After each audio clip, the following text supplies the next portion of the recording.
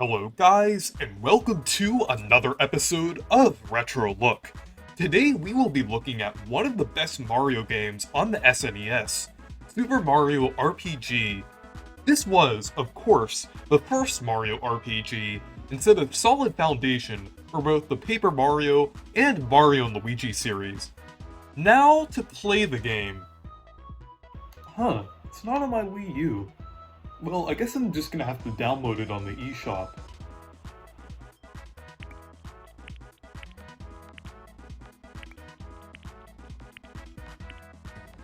Oh, that's right.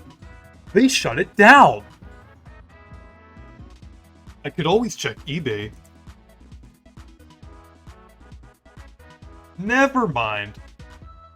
Well, that's unfortunate. So, the eShop is closed, and a physical copy is too expensive. What am I supposed to do now?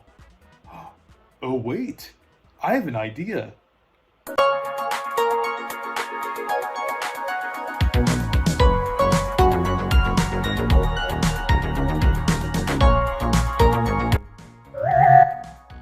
Hey Rossi, good to see ya! What do you think you're doing? Kablooey? Yup, that's me! I'm Kablooey! I can sniff a modded console from a mile away! Could it be modded? What's wrong with modding? Nintendo's not providing a way to play these games anymore, so there really isn't a problem downloading them. Well, Nintendo doesn't want you to play those stinky old games anymore. They want you to play only games that matter. Nintendo Switch games, the 100% factually hit. But what about all of the games that won't be accessible anymore, like Super Mario RPG? What are you gonna do? You gonna play some Atari? That's ancient! Who cares about your Super Mario RPG? All you should care about is my game, because that's what Nintendo is offering. But your game is terrible. Why would anyone willingly torture themselves like that? You know what? Since you're so ungrateful, you will have no choice but to play and review Kablooey. Lily would be proud of you. You know what? I was wrong for modding. You know, I'll give the game a second chance. I'll stop playing that stupid old RPG and play Kablooey, and I'll gladly make a review of it. That's great! My game is bombastic! Kablooey is a puzzle game developed by Kemco that released on the SNES in 1992.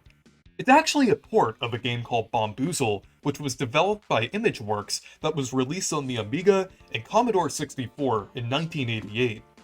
In other regions, the SNES version is still called Bombuzal, but they changed the name to Kablooey. Weirdly, the Nintendo Switch Online box art of the SNES version still says Bombuzal, but it says Kablooey in the actual game. So which is it? Bombuzal or Kablooey? Either way, this game is beautiful. Basically, what you have to do is stumble around a blocky island that has bombs that are randomly placed on it. I don't know who put them there, but basically, you have to set off the right bombs in order to escape. But you have to be cautious, because you could get blown up. Or soft-locked. But it's okay, because it's an immersive part of the deserted island experience. Ah yes, a relaxing deserted island, filled with bombs, and surrounded by weirdly rectangular water. A perfect place for a vacation. Anyways, the controls are all mixed up, because it's on an isometric angle, which may sound bad at first, but it actually just adds to the experience, because you're probably going to feel disoriented on a deserted island. Now let's move on to the presentation to see how this game really exceeds the other SNES games in terms of quality. Ah yes, this game looks great. It's so blocky and beautiful. The protagonist looks like a blue bean. A gorgeous blue bean. Better than any bean I've ever seen. Who am I kidding? This game is absolutely terrible. The isometric view is extremely annoying, and it makes everything more difficult for no reason. Like I mentioned before, the controls are really weird, and they are really hard to get used to. When I played this game for the first time, I kept walking off of the platform purely because of the awful controls. And even when you do get used to these controls, you still could slip up due to how disorienting the isometric angle is. The isometric angle in general is horrible for a game like this. It would have worked perfectly if it was a top-down perspective. Like, what were they thinking? On top of that, the puzzles are also very weird and cryptic. I know puzzles are supposed to be tricky, but these are downright cruel. Oftentimes, you have to stand on a particular platform after the last bomb that you detonate, and it's really easy to get blown up when it looks like you've correctly completed the puzzle. This is like sticker star levels of puzzle design, and it's absolutely infuriating. So yeah, the gameplay is awful, the puzzles are awful, but how about the visuals? Yeah, they suck too. This is quite literally one of the ugliest SNES games I've played, and I've played a lot of SNES games. Everything aside from the HUD looks subpar for the hardware, and all the sprites and textures are surprisingly low quality. The main character looks like Grimace mixed with the blue M&M, and it's a disgrace to both mascots if I'm being completely honest. Scrimblow Bimblow, more like scarily bad character design. Even the music in this game sounds bad. Okay, not all music, since there actually are some decent tracks mixed in with the soundtrack, but man, the song that plays during the levels is annoying. Like, I don't know why it wants me to get ready. Yeah, get ready to stop playing this awful game.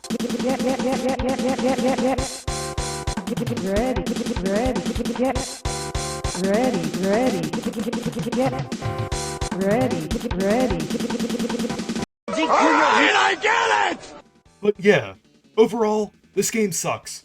One of the worst games I've ever played. It's trash. Absolute trash. I hate it.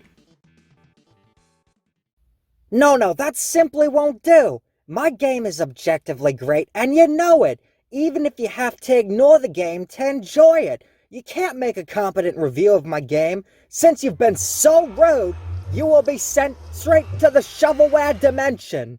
Wait, no!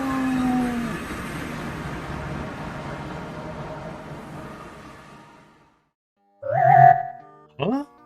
Where am I? This looks like somewhere where a Discord moderator would live. Hey, look what we have here. Another shovelware buddy. What system were you released on? The Genesis? The Wii? Maybe even the Amiga? Boy, this reminds me of the time when my game was first created, back in 2010 on the @GameC the Genesis plug and play. Silence! Everyone! This is Russi. He's a Nintendo YouTuber, and recently he was being very rude and insulted my game in his review. Could it be a game? That's not right. We're hidden gems, not bad games. Anyways, since he did quite a terrible job reviewing my game, we're gonna make him play the sequel. Wait, the sequel? Charlie Blast Territory. That's right, my game has a sequel on the Nintendo 64, and you better review it or else you'll be trapped here forever. No more Paper Mario games, only hidden gems like Jelly Boy, Jax P, and Kablooey, of course. We could add Celeste. Aw man, this is not very perky. What is this place? Ooh, Demeech, you're here. Can you do me a favor and play Charlie Blast Territory and then bust us out of here? I'm tired of dealing with Kablooey. Alright, Kablooey. Time to die. Charlie Blast Territory is the sequel to Kablooey for the Nintendo 64. Unfortunately, I managed to get a physical copy. Look, I don't care if Kablooey is in this room, because even the game itself knew that Kablooey was so bad, he's not even the protagonist. I played a little bit of the game with a friend, and it was so bad, we couldn't even figure out the controls. That should show you that it's best to avoid Charlie Blast Territory, because I'm gonna blast it away. Okay, Kablooey, why don't you and your terrible sequel get a taste of your own medicine? You know why? Because that would be awful, because we're medicine. I'll remember this, but you remember, cockroaches crawl in your mouth while you're sleeping. Oh, now that Kablooey is taken care of, let's get out of here before we run into an LJN game. Good idea. I want to get back to playing some actual good games on my modded Wii U.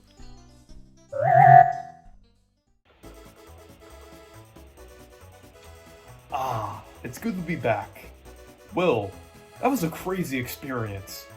And I don't think I'm gonna touch Kablooey again. And I recommend that you don't either. So yeah, that's all the time I got. I gotta get back to playing Meme Run on my Nintendo Wii U. What, did you think I was gonna play Mario RPG?